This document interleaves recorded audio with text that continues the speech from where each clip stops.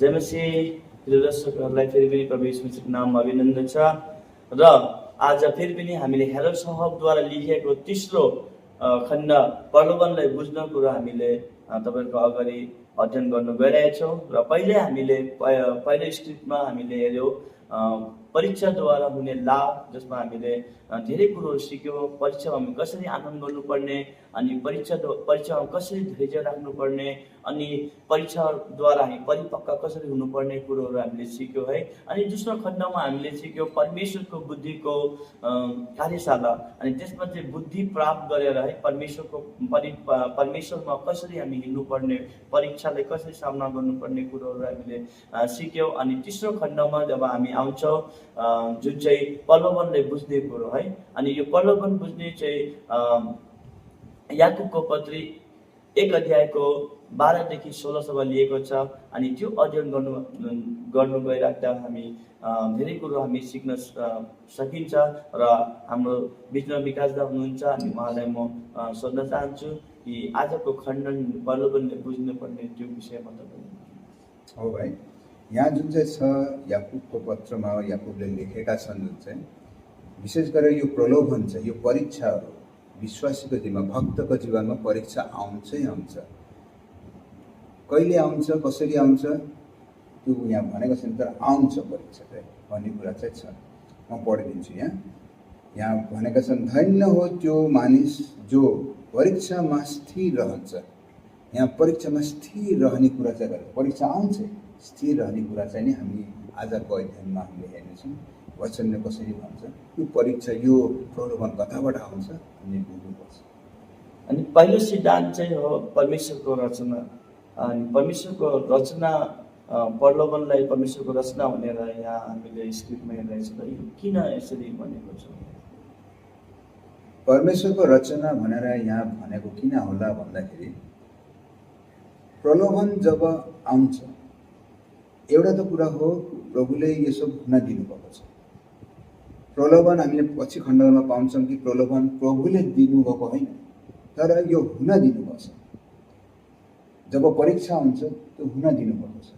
किन हुन दिनुहुन्छ परीक्षा विश्वासीको जीवनमा, भक्तको जीवनमा? यसको कारण हो, एउटा कारण, विश्वासी कति राम्रो विश्वासी हो। मुखले मात्रै म प्रभुलाई मान्छु, म प्रभुको हुँ भन्ने बहुत छ, तर जीवनमा त्यो कति हिँडेको छ, त्यो भक्तिको जीवनमा त्यो परिचय गराउँछ।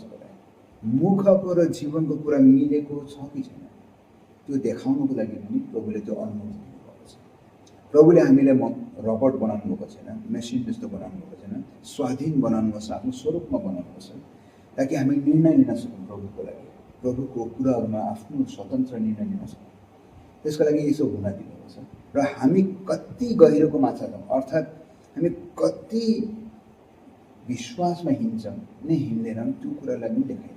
दोस्रो कुरा यहाँ लेखेको छ कि परीक्षामा स्थिर रह्यो भने के हुन्छ अरे, धन्य हो त्यो मानिस भनेको यो कुरा हो। परीक्षाले हामीलाई इनाम पनि ल्याउँछ। मुक्ति चाहिँ बिना पैसा हो, बिना मूल्य हो, तर इनाम चाहिँ बिना मूल्य होइन।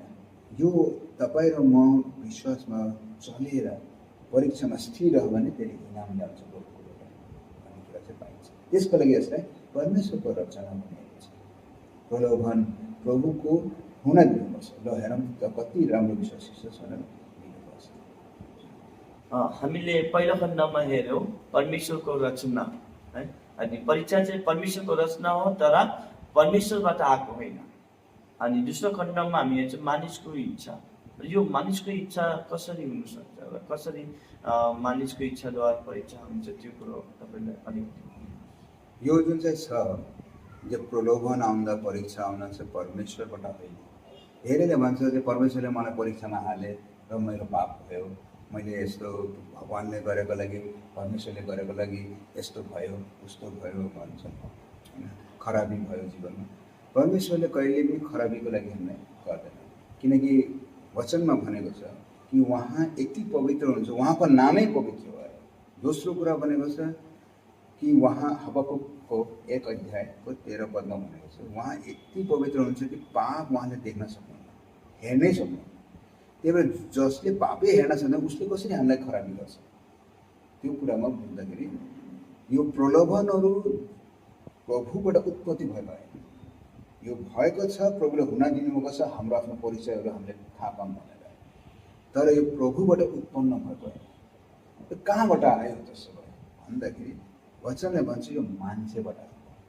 मान्छे आफ्नो इच्छाबाट यो पाप गर्छ, मान्छेले आफ्नो इच्छा, म वचनमा पढिदिन्छु तपाईँले, तर हरेक मानिस आफ्नै तृष्णाबाट खिची लोभिएर परीक्षामा पर्दछ।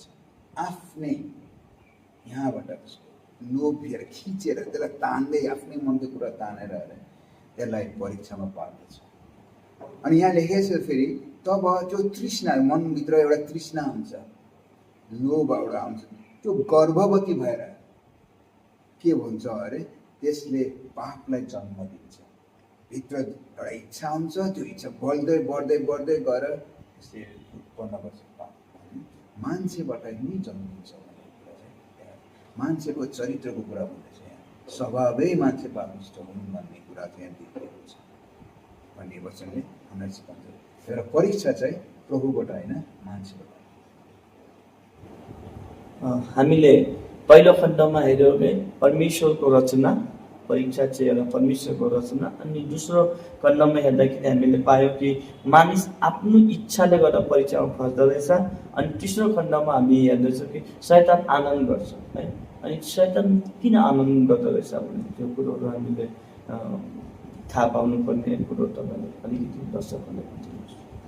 बाइबलले भन्छ, परमेश्वरको वचनले, कि शैतान जो एउटा पतित स्वर्गदूत हुन्, उहाँ परमेश्वरको हरेक कुराको विरोध छ।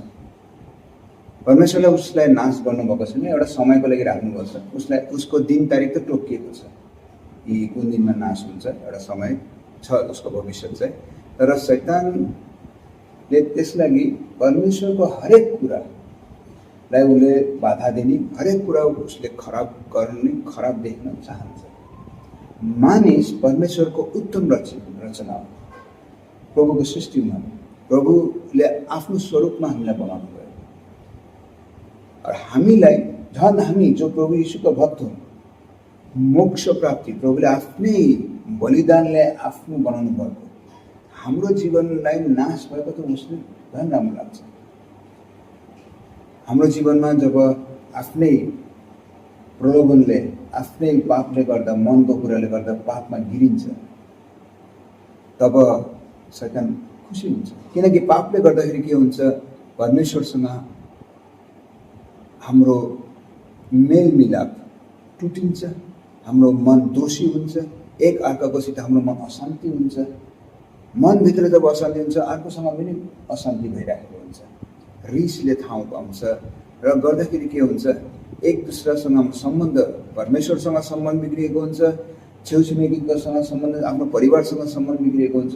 शैतान खुसी हुन्छ किनकि उसले खोजेको चिज मेरो जीवनमा भइरहेको छ।